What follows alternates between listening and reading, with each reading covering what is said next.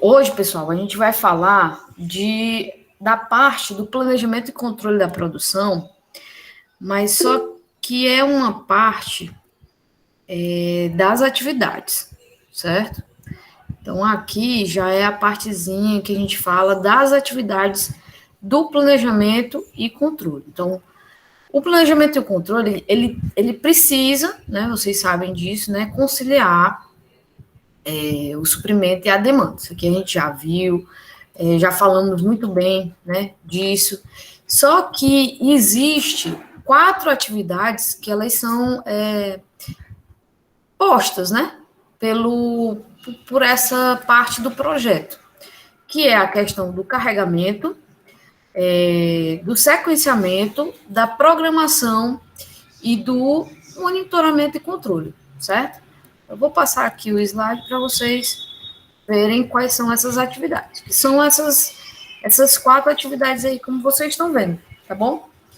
Então, quando a gente fala do carregamento, a gente está falando do quanto fazer, tá?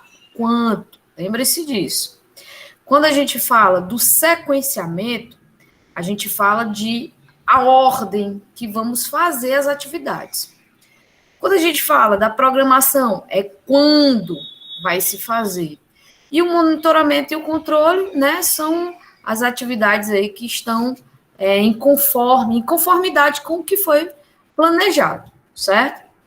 Então, então a gente tem aí, no caso, essas 4 atividades.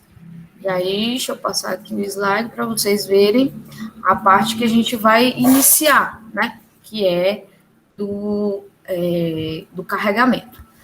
Hoje, na nossa aula, eu vou mostrar para vocês somente o carregamento e o sequenciamento, tá certo? E aí, no próximo semestre, a gente continua com as outras 2 atividades, tá certo? Então, na semana que vem a gente já vai estar de férias, então a gente coloca, né, essas outras 2 atividades para o semestre que vem, tá bom? Combinado? Então, a gente inicia aí com o carregamento, tá? O carregamento é como está dizendo aí, ó, é a quantidade de trabalho que é alocado para um centro de trabalho, tá certo?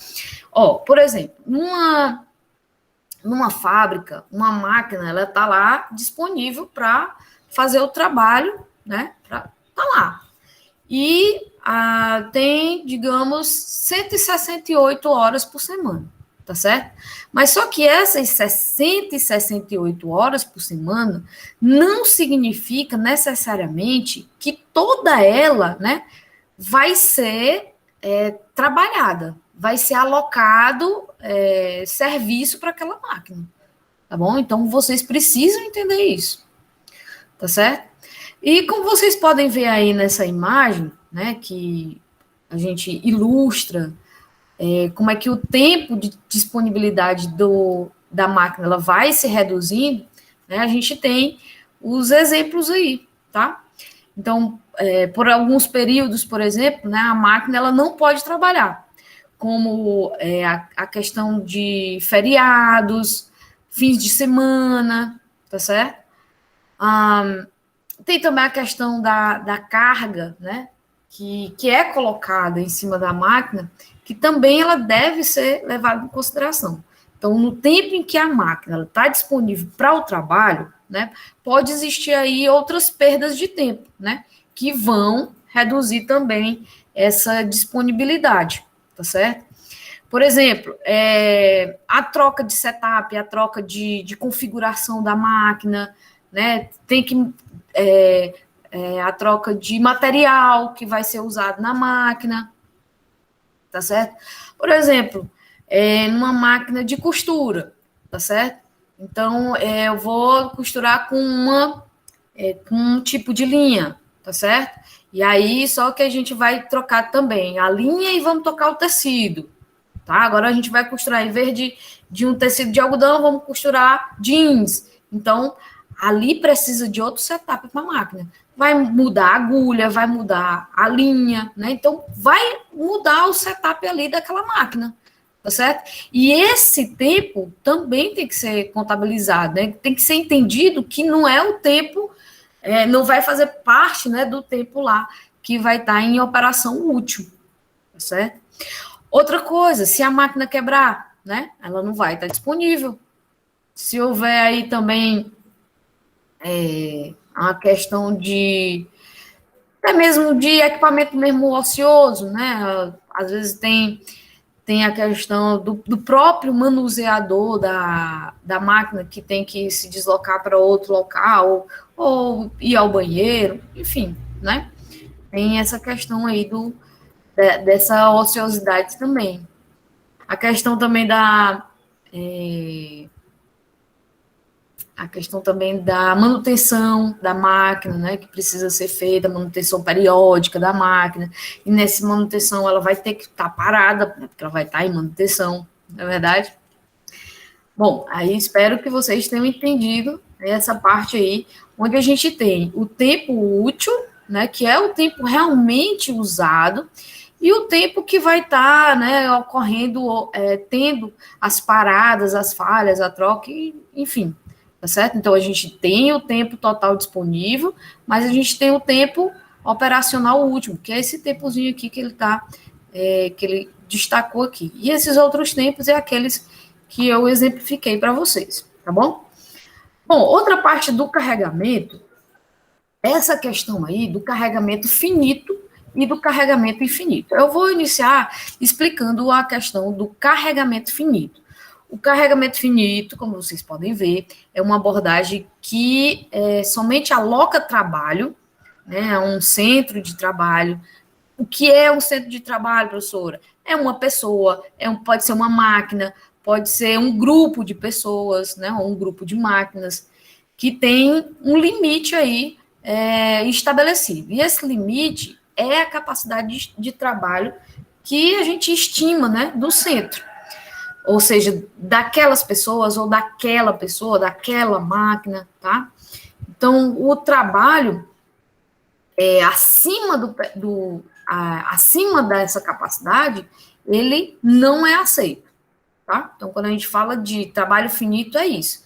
Além dessa capacidade, o trabalho ele não é aceito. E a gente vai ver aqui como é que essas possibilidades, né, do carregamento finito, tá? Então, tipo colocar limites ao trabalho, tá certo? Vamos ver aqui o exemplo, tá? Então, a gente tem aí, nesse slide aí, o carregamento finito, ele é particularmente relevante para as operações onde? Finito, pessoal, mais uma vez dizendo, é aquele que a gente coloca limites, tá? Para a quantidade de trabalho, para uma pessoa, para um grupo de pessoas, para uma máquina, tá? Ou para um grupo de máquinas, tá bom? E aqui eu vou exemplificar para vocês. Então, a gente coloca esse limite quando é possível limitar a carga. Quando é que é possível limitar a carga, professora? Tem aí o exemplo, né? É possível fazer um sistema de marcação de hora para um consultório médico ou para um cabeleireiro. Não é verdade? Então, o cabeleireiro e o médico só podem atender, digamos, 30 pessoas por dia, né? 15 pessoas por turno. Então, a gente está botando um limite na carga de trabalho, né? Dessas duas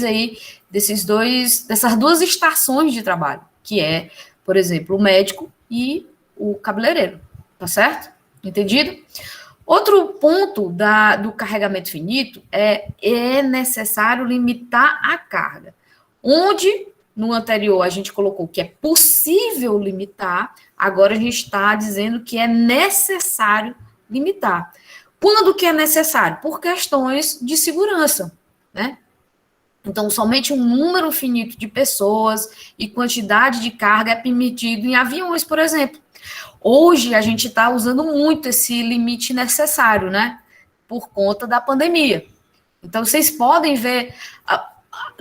Quando eu vou no shopping, quando eu fui no shopping agora recentemente, eu vi que em determinadas lojas, tem lá, bem na frente da loja, né? O limite de pessoas que podem entrar dentro da loja. Aí tem um limite lá, 5 pessoas, né? Aí numa maior, 10 pessoas. Então, está tendo um limite por questões, por razões de segurança de saúde, de segurança até mesmo, no caso aí do avião, né? Se a gente botar um excedente de carga, um excedente de pessoas, pode acontecer um acidente, e ninguém quer que aconteça isso, né? Não é verdade? Então, para vocês verem o quanto isso é apropriado e necessário para a gente entender, né? Ó, outra coisa é em relação ao custo, né? O custo da limitação da carga não é proibitivo. Então, vamos ver o que é que ele traz aqui como exemplo. O custo de manter uma fila finita de pedidos de um fabricante especializado de carros esportivos, né, não afeta de maneira adversa a demanda e pode mesmo melhorá-la. O que isso quer dizer? Ele está dizendo aqui que o fabricante, por exemplo, da Ferrari, né, de um dos carros aí da Ferrari, ele tem um limite, tá? Um limite de produtos daquele modelo que ele vai fabricar, tá certo? E isso, né, esse limite que ele coloca, ó, só vai sair daqui da nossa fábrica, digamos, 50 mil unidades. Não passa disso. Para o mundo todo. 50 mil unidades para o mundo todo. Imagine aí. Então, o que vai acontecer? A demanda por esse carro, porque é um carro esportivo, é um carro caro, né? Quem deseja aquele modelo de carro vai querer ter a qualquer custo, né? Então, é isso que ele coloca aí como um carregamento finito em relação ao custo, tá certo? Agora a gente vai passar para o carregamento finito, tá certo? Então, a gente está vendo aqui agora o carregamento finito, que é limitando, tá certo? Então, aqui é uma abordagem de carregamento que não limita, o finito ele limita, e o infinito ele não limita, né? Então, aqui, ó, o carregamento infinito é a abordagem de carregamento que não limita a aceitação de trabalho. Mas, em vez disso, né, tenta corresponder aí a sua aceitação, né? A aceitação aí do trabalho, tá certo?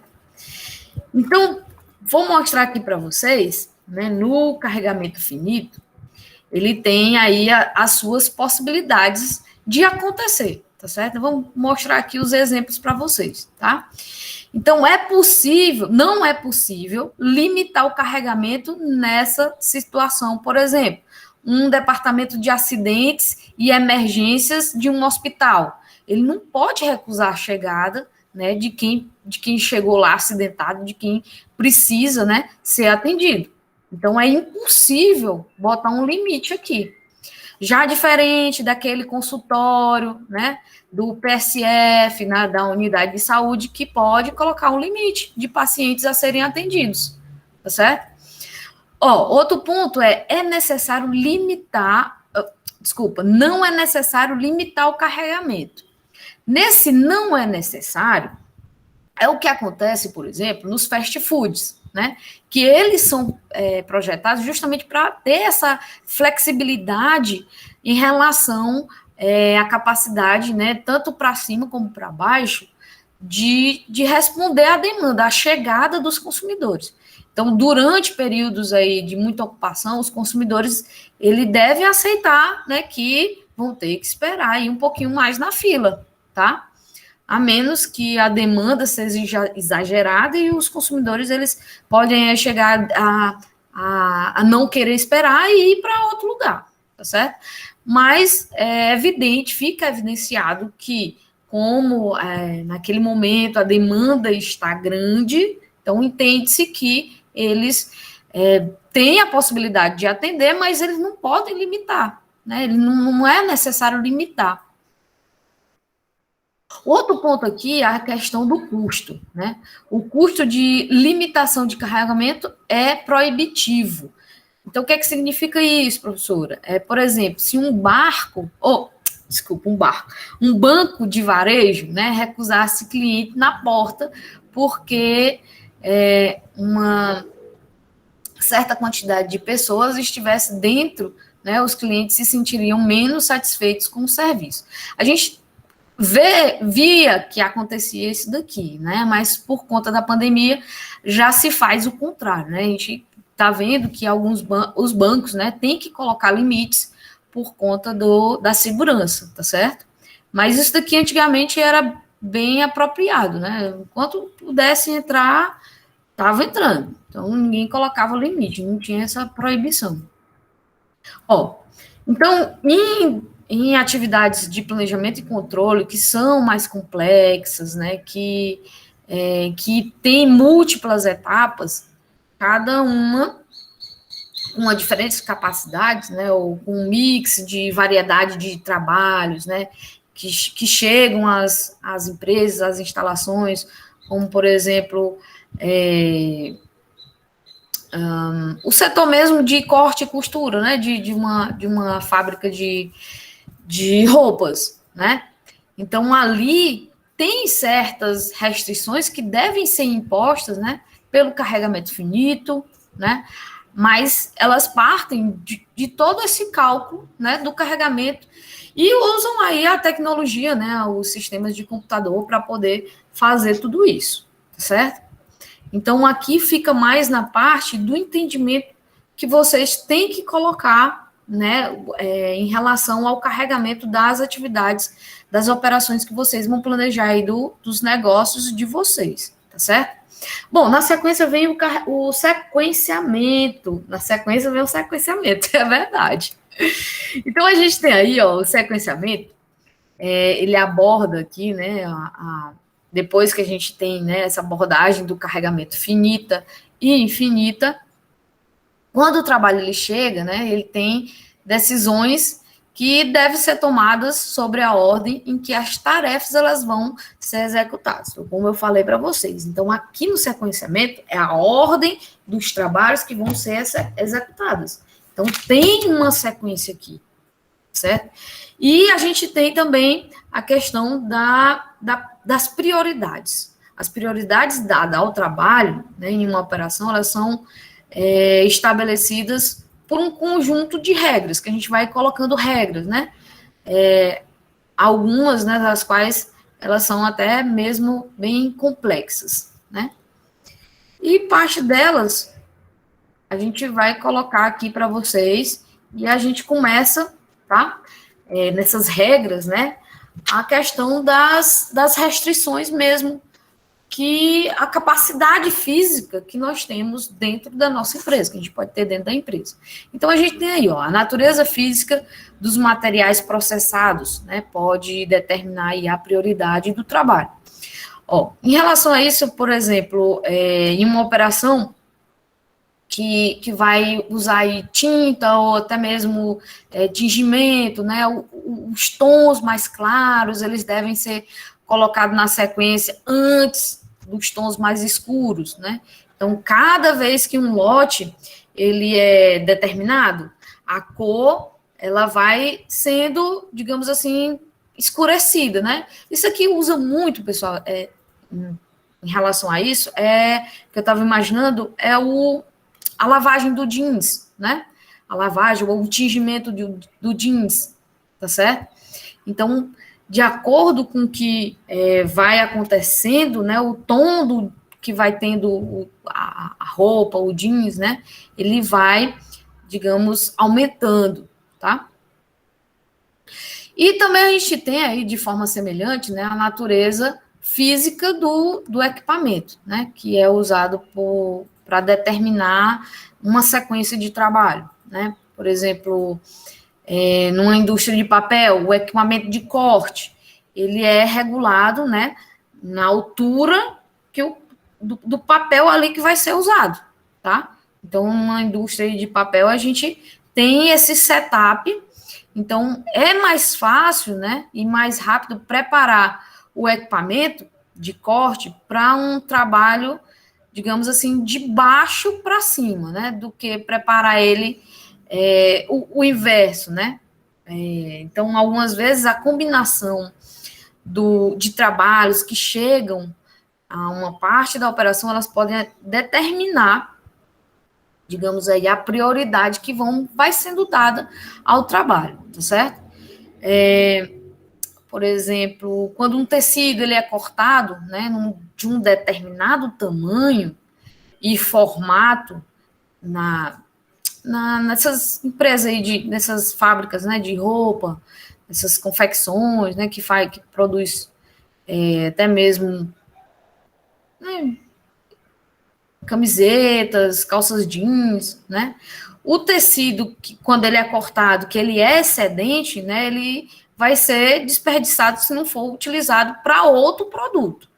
Então, os trabalhos que são que se encaixam, né, que dá para se encaixar aí, eles podem ser programados justamente para reduzir desperdícios, tá certo? Então, são coisas, detalhes que a gente tem que pensar em relação ao sequenciamento e a questão das restrições físicas, tá? Outra parte do sequenciamento que a gente tem que pensar é a questão da prioridade ao consumidor. As operações, algumas vezes, né, ela permite que a gente tenha aí um sequenciamento prioritário do consumidor, tá certo? Que permite que um consumidor importante ou contrariado ou um item, né, seja processado antes do outro. Isso aqui acontece, por exemplo, aconteceu agora há pouco com uma colega minha. Ela estava comprando uma casa, né? E aí, só que estava demorando muito. E aí, o que aconteceu? Ela foi lá na construtora e disse: olha, se você não me entregar a minha casa até dia tal, eu não vou querer mais. Aí, o que eles fizeram, né? Deram prioridade a esse consumidor, né? A essa pessoa que, se eles não atendessem, eles iam perder a venda, não é verdade? Então, essa abordagem aí, ela é tipicamente usada, né, por operações cuja base de consumidores ela é muito dispersa, né? Ela fica aí, ela é formada aí por uma massa de pequenos consumidores e alguns consumidores muito grandes, né, e importantes. Também a gente pode ter essa questão aí envolvida na prioridade do consumidor. A gente acha também a prioridade do consumidor em banco, né? No banco a gente tem ali aquele atendimento prioritário para o CNPJ, né? Para quem é empresa, para quem a empresa é atendido de outra forma, né? Então a gente tem aí uma diferenciação, e aí a gente tem a questão, né, do sequenciamento com a prioridade do consumidor, certo? Vou passar aqui para vocês verem. O próximo sequenciamento é em relação à data prometida, né? Priorizar pela data prometida significa que o trabalho ele é sequenciado de acordo com uma data prometida de entrega, independente do tamanho, né, de cada trabalho ou da importância de cada consumidor. Então, aqui o que se prioriza é a data prometida. Olha, como é interessante, né? A gente viu lá no começo, né, das nossas atividades, das nossas aulas da administração da produção, os objetivos da produção, não foi? E aqui, ó, a data prometida, ela é a questão da confiabilidade, né? Que eu até coloquei aqui embaixo para vocês, ó. Usualmente melhora a confiabilidade de entrega de uma operação e melhora a média de rapidez de entrega. Ou seja, quando a gente está falando com data prometida, a gente está abordando aqui dois objetivos da produção, que é a confiabilidade e a rapidez. Por quê? Porque você deu uma data, você vai cumprir com aquela data, né? Tem a questão da rapidez aí de entregar o produto ou o serviço aí de acordo. E também ainda tem aqui, ó, pode ser flexível quando novos trabalhos urgentes chegam ao centro de trabalho. Então, tem determinado... Uma coisa bem interessante que agora eu lembrei, né, da questão da data prometida. Se vocês forem, né, obviamente que eu não quero, mas se vocês forem a um hospital, tá? Lá vai ter graus de atendimento, né? Vai ter o grau 1, por exemplo, que é a emergência, o grau 2, urgente imediato, o grau 3, que pode ser adiado, e o grau 4 que pode aí prolongar-se um pouco mais, tá? Então, é um sistema, agora eu não lembro como é o nome desse sistema, e inclusive eles usam até cores, né? A cor verde é que ele pode esperar um pouco mais, o amarelo tá ali, né? O amarelo, o laranja, né? Ele tem certa aí urgência, e o vermelho é emergência mesmo, que tem que atender aí o paciente, né? O mais rápido possível, tá certo? E aí, deixa eu ver aqui.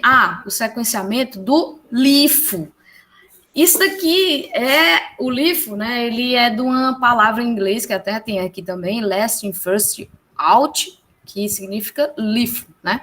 Que em português é o último a entrar, né? Primeiro a sair. O último a entrar, primeiro a sair. Que é um método de sequenciamento que é usado aí em questões práticas. Por exemplo, a descarga de um elevador é mais conveniente, né, na forma LIFO, o último a entrar, primeiro a sair, já que, em geral, somente uma porta para entrada e saída, né? Então, imaginem aí um elevador, tá? O que é que acontece no elevador? Vai entrando, né, material, vai entrando pessoas, enfim, vai entrando, né? Entrando, até que chega o limite da sua capacidade. E aí a porta se fecha, tá? Vocês estão imaginando aí, né? Pronto, aí até chegar ao andar determinado, ou para, se for um elevador de pessoas, ou for um elevador de cargas, né? Esse elevador vai se abrir as portas, né? Na hora que chega no andar indicado. E quando abre as portas, o primeiro a sair foi aquele que foi o último, que foi colocado lá embaixo. Não é verdade? Entendeu? Então, isso é o LIFO. Então, o último que entrou vai ser o primeiro a sair. Por conta, né, da facilidade de você ter como, né, ir tirando a mercadoria ou dando a sequência, né, das atividades, tá? E o outro é o FIFO. O FIFO, algumas operações, elas servem aos consumidores na exata sequência da sua chegada. Então, aqui já é o contrário aí do LIFO, tá? E é chamado como primeiro a entrar, é o primeiro a sair. Então, first in, first out. Então,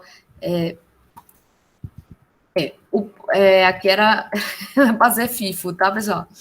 Ou algumas vezes denominado primeiro a chegar no sistema, é o primeiro a ser servido. Então, first come, first served, que é FCFS. Por exemplo, nos escritórios de emissão de passaporte do Reino Unido, recebem os formulários e os colocam em uma pilha, né, conforme o dia da chegada. Então, aí é um exemplo, né, de atendimento que ele é feito para o primeiro que entra é o primeiro que sai. Por exemplo, também a gente tem aqueles parques temáticos, né, que tem uma fila única que ela é criada, né, e a gente tem a área ali da bilheteria. Então, quando o consumidor ele chega na fila, né, o primeiro que chega é o primeiro que vai ser atendido no guichê, né, naquele ambiente lá do que você vai comprar, né, a ficha, a entrada, enfim. Bom, entendido isso, a próxima é a questão da operação mais longa, né?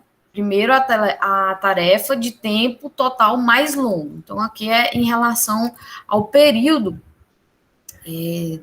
da operação, né? A quantidade de tempo que uma operação leva. Então, se uma operação ela é mais longa, ela vai ser feita primeiro. Então, as operações ela podem sentir-se obrigada a sequenciar seus trabalhos mais longos em primeiro lugar, o que a gente aí denomina, né, de sequenciamento da operação mais longa.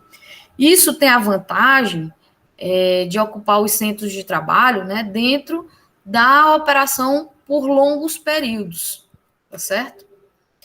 Em contraste, trabalhos relativamente pequenos, em andamento, ao longo da operação, vão ocupar o tempo em cada centro que necessitará de tempo de preparação, né, entre um trabalho e outro.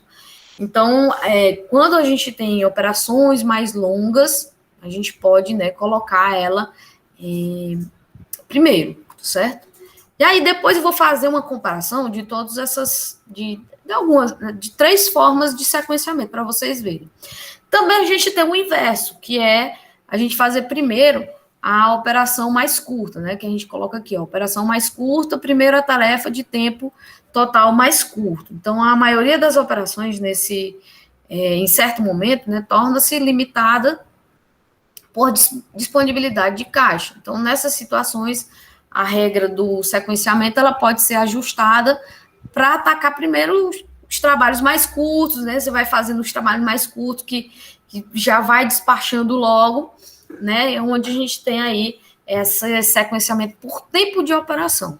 E esses trabalhos, eles podem ser faturados, né? E o pagamento ser efetivado.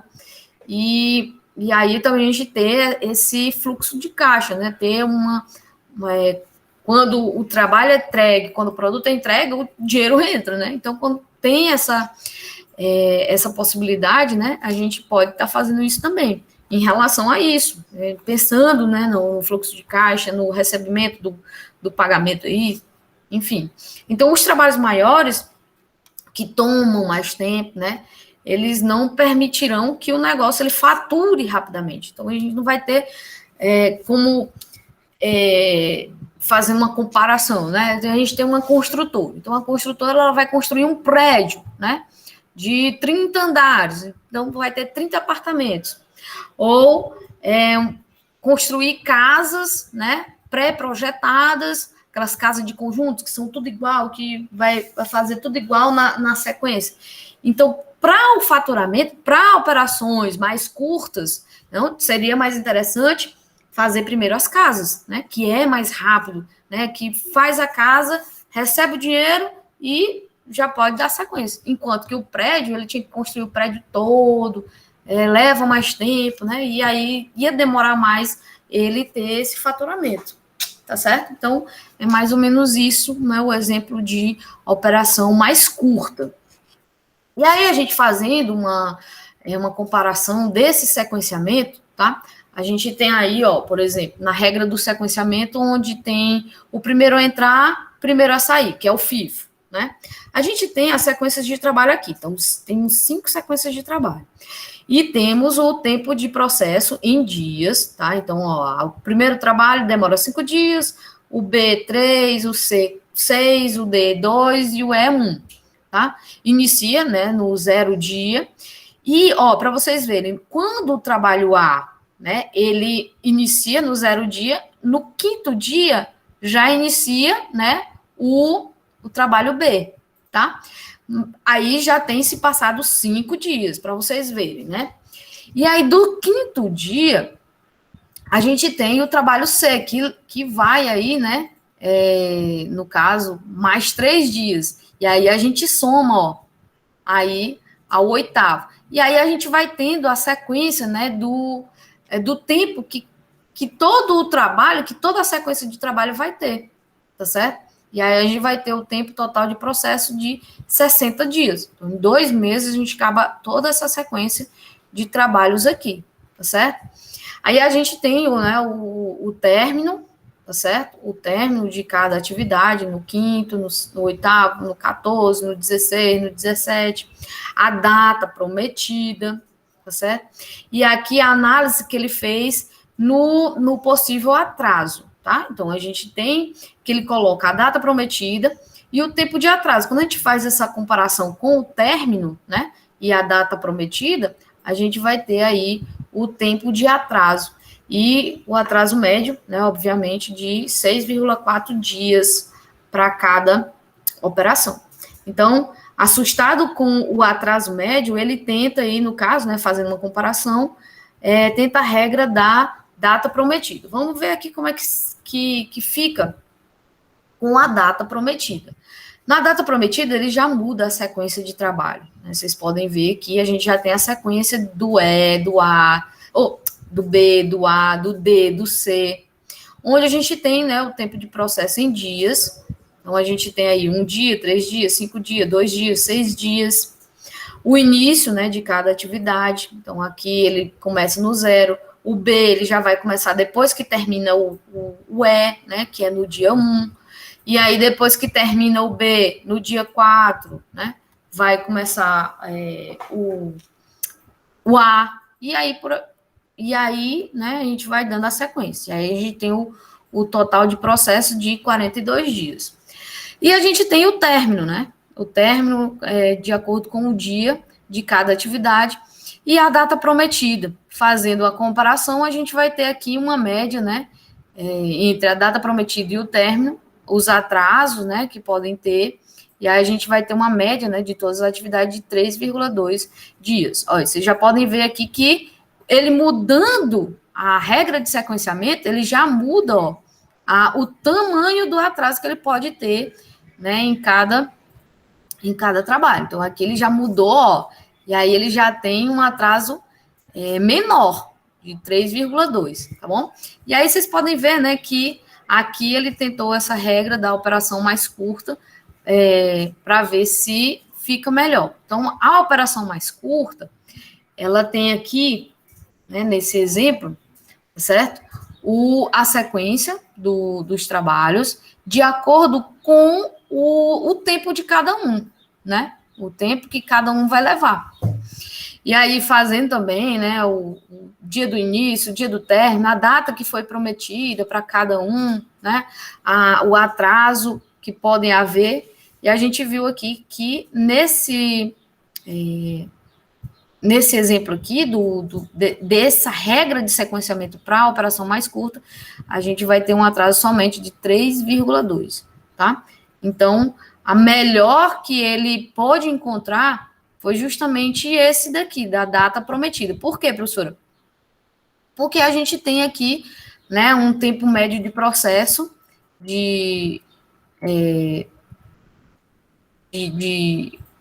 um tempo médio, né, para ele de 3,2, bem parecido aqui com a operação mais curta, não é verdade? Bom, e aí a gente fazendo essa comparação e julgando aí as regras da operação, todos os 5 objetivos de desempenho que vocês lembram quais são, né? Confiabilidade, qualidade, rapidez, flexibilidade, confiabilidade e custo, né? Ou até mesmo alguma variante deles, poderia ser usado para julgar a eficácia das regras de sequenciamento. Então, as regras de sequenciamento, pessoal, ela depende do que você eleger como um objetivo de desempenho para a sua empresa. Os objetivos confiabilidade, rapidez e custo, eles são, digamos assim, particularmente importantes, né? Assim, por exemplo, os objetivos de desempenho são geralmente usados, né, para atender na data prometida ao consumidor, que a gente está falando de confiabilidade, minimizar o tempo que o trabalho gasta no processo, né, a gente está falando de quê? O tempo do fluxo, né, da rapidez, minimizar o estoque do trabalho em processo, então aqui é custo, e minimizar o tempo ocioso do pessoal que trabalha, né, das máquinas que estão trabalhando, outra coisa também que é o elemento do custo, né? O objetivo do custo, certo? Então, é isso, pessoal. As atividades de planejamento e controle, a gente iniciou, né, com essas duas aí, tá certo? E no próximo semestre, a gente continua com as outras atividades, tá bom? Certo? Terça-feira eu passo uma atividadezinha para vocês, só para finalizar a nota do bimestre, tá bom? E a gente já termina a nossa disciplina durante esse semestre na terça-feira, tá certo? Beleza? E aí, fiquem atentos, porque a atividade de terça, ela vai ser bem rápida, tá? Mas também não vai também... Eu falo de rápida porque ela vai ser só um dia, né? No outro dia você já tem que entregar ela para poder botar a nota de vocês, tá certo? É mais nesse sentido, mas não vai ser muito grande não, porque eu vou abordar somente essa parte aí do planejamento das atividades, tá bom? Então é isso, pessoal. Obrigada, tchau, boa tarde, bom final de semana.